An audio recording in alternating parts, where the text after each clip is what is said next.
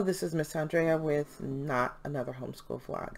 I'm going to go ahead and apologize because I am way off schedule. I like to put up a video every Saturday. I'd like to also put up one midweek, but I've been making the Saturdays. But like I said, I'm way off schedule.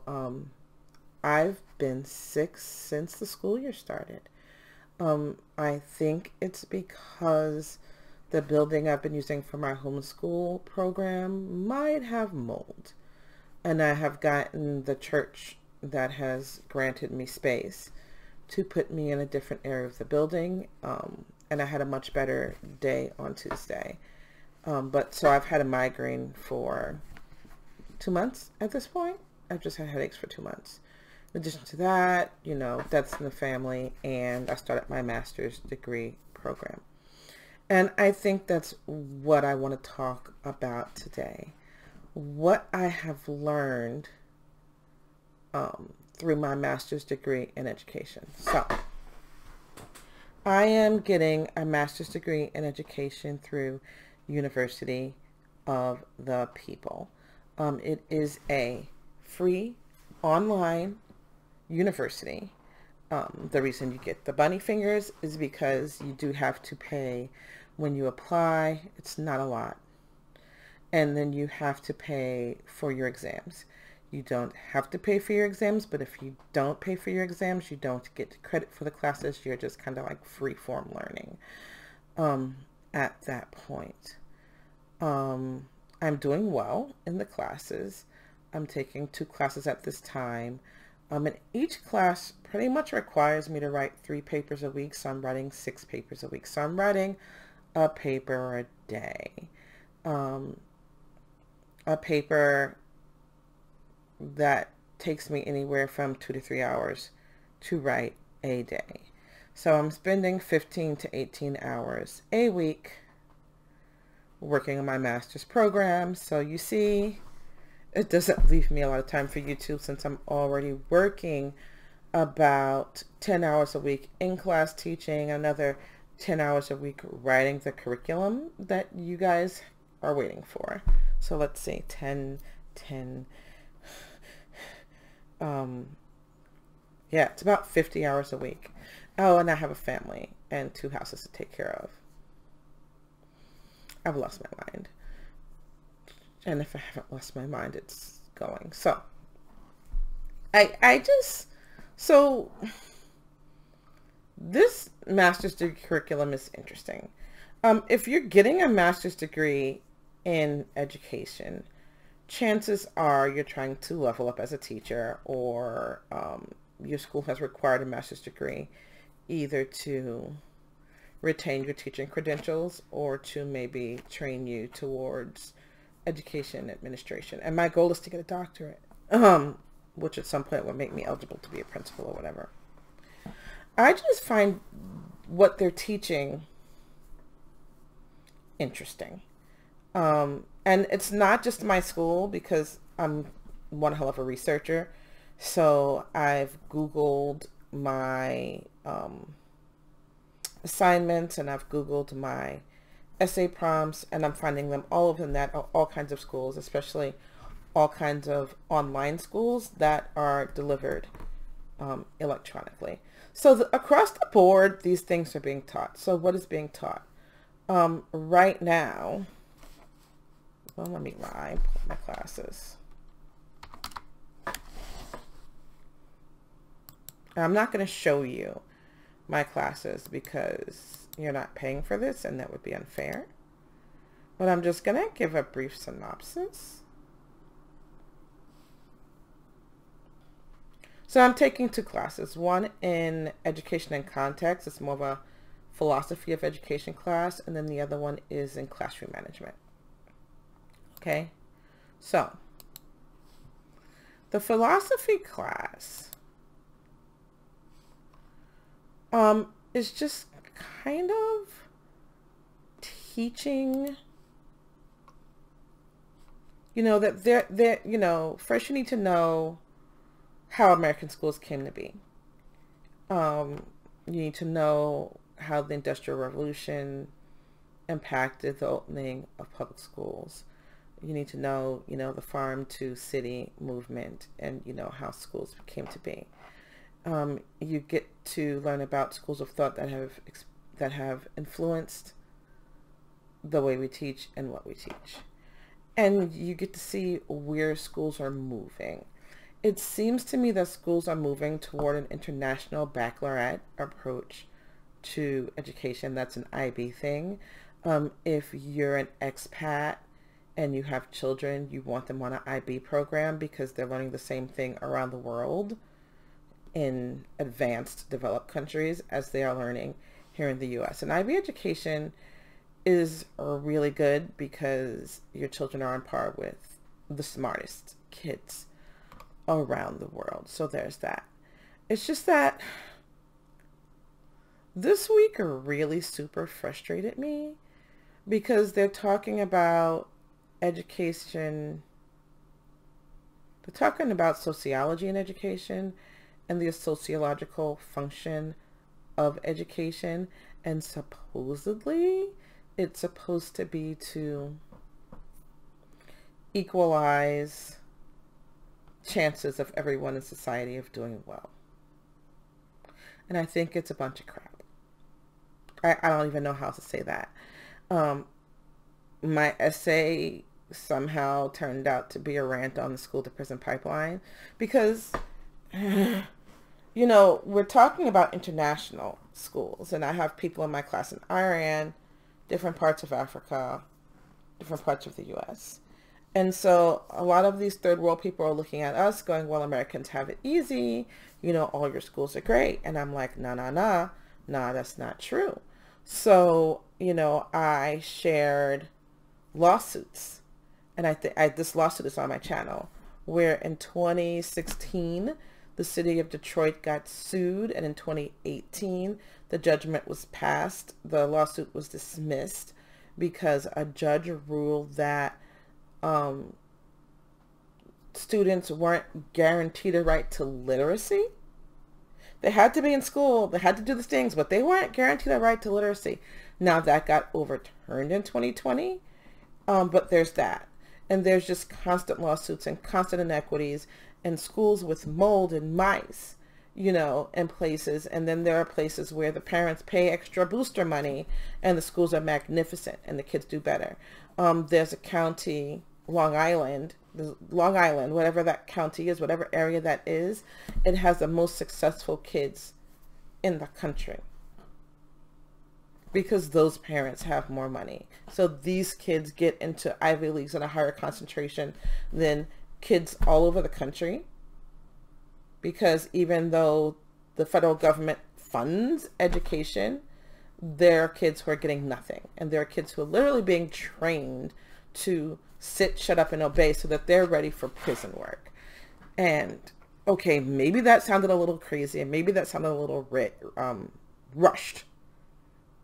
But some of you understand what I'm saying. Like, education is not equal. There's no equity from one neighborhood to another. I got a decent education for a kid growing up near New York City because my parents pulled me from the public schools and put me in Catholic school. Is what it is. But, I went to public high school, and the result of that was me graduating very close near the top of the class, but still not being able to hang at Fordham University. I had to pull out, go to community college, and then work my way back through and teach myself to study. So, one of the smartest kids in the school still wasn't ready, because my school was nice, but underfunded. Underappreciated, underfunded. Teachers weren't paid well. It was crazy. So I'm a little frustrated by the fact that they're trying to say, la, la, la, everybody hold hands. Schools are the place where everyone has a chance to be the best they can be, my left foot, right? So that's how I feel about that. And then the other class is about classroom management. And they are literally saying things like, You know, you have to prevent the children from being bad. You can't like just correct them when they're bad. You've got to like set the rules. Okay, this actually makes sense. And do things that are going to prevent them being bad. Make sure they all have the attention they need and things, you know, arrange your class this way. Make the walls and stuff nice, but not too bright, because now you become a distraction. And so that stuff is actually kind of useful. But then we get into things like teaching each child, or teaching the children based on what the children want to learn. And that's real cute. And actually it's a homeschool method. It's called unschooling. The one that I kind of bounce around on whether unschooling is good or not. And I honestly believe that unschooling is good in the lower ages. But if the goal is college, there's a bunch of check boxes that have to be ticked to get into college. And that form of personalized, what do you want to learn today, little Timmy? Education is not going to get those box checked to get them into college. And so I argued in one paper that this is really nice, and it's actually taking a page from homeschooling. However, we can't teach each child to their strengths and their desires if colleges have a set criteria. So we can't, and so they're saying, you know, this is the responsibility of the elementary school teachers to make sure each child's curiosity is being filled according to what that child needs. But that's unfair to put that onus on those lower level kids, because now they're not going to be ready for that transition that's going to happen to get them into college. So, okay, this is just 2 classes, and I've probably got to take 10 more, but it just sounds hokey. It just sounds super duper hokey. And on the other hand, it sounds magnificent. It sounds like the best of homeschooling. But even homeschoolers who want their kids in college at some point slow down the unschooling and get more into a structured curriculum that is going to check a lot of boxes of what the colleges want. So I feel like they have the idea, but they don't have the platform.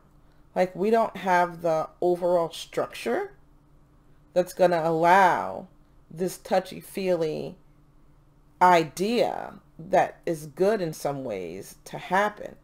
Or at least we're going to end up with very happy kids up to age 12 or 13, and then a bunch of jaded people after that, because now they have to adjust everything they've done and get on a different program and get into college. And so there's going to be a bottleneck in the middle grades if we follow this curriculum we're being taught, if we follow the processes and procedures that are being taught right now on how to teach children and make them feel loved and make them feel special and make them, put them in charge of their education and let them learn on their own terms. If we follow that, we're going to have some really upset people when it comes time to matriculate into college. So I'd love to know how they're planning on handling that. Are they trying to change the way universities work from the top down? I mean, they talk about Sweden and education and testing up and apprenticeships and things like that. Like, we can't change education from elementary school up. We've got to change it from, honestly, the workforce down. And so that's what I've learned. And it's perplexing. Do you have thoughts on this? I have thoughts. But ask me questions, because there's just so much in my head that I just don't know where to begin. On the one hand, I'm enjoying the theoretical pondering and writing about these things. On the other hand, it's not practicable. It's not possible. This is some perfect world fairy tale stuff. I mean, homeschool parents, and you know I'm a former homeschool parent, It's a good guide to get you through 5th or 6th grade. But even homeschoolers have to shift and adjust if college is the goal. It's a little confusing. It's a little interesting. So this is just an update. I just thought it would be interesting to let you know how my master's degree is going. It's going well. I'm scoring well on my papers. Even my school does peer assessment, and some of my peers are scoring me very low on purpose because I write extremely well, and it's really clear that I do. And I think they're doing it to throw a curve, because if we all do poor, then a curve has to happen. But my professors just keep coming right behind them and adjusting my score back up. Be nice to your peers. So that's what's going on. I'm taking my master's degree course. I've been struggling with personal health. I have hope that it's going to get better. I need to pull together and get funding. I need a grant to fund my own homeschool building so that I can move forward with my program. I'm going to take this course through completion, and then I'm going to get my doctorate, because there are things I want to do. I really want to change the way we look at education, and it can't be disjointed like what they're teaching. I'm looking forward to what the next course is and how it builds off of what I'm learning, because I'm like, am I missing something, or are you people just nuts? So that's where I am. Working on the curriculum. We're working on videos soon. There may be some teasers and spoilers coming out that you all are going to enjoy. But like I said, I'll have in the fall, I'll be presenting the first year of my curriculum for people to consume, you know, for people who can't be where I am and get my classes. So there's that. Questions, comments, please ask them below. My brain is full, and so a good question is always a good way to get a video. A good question is always a good way to get a video out of me. Until next time.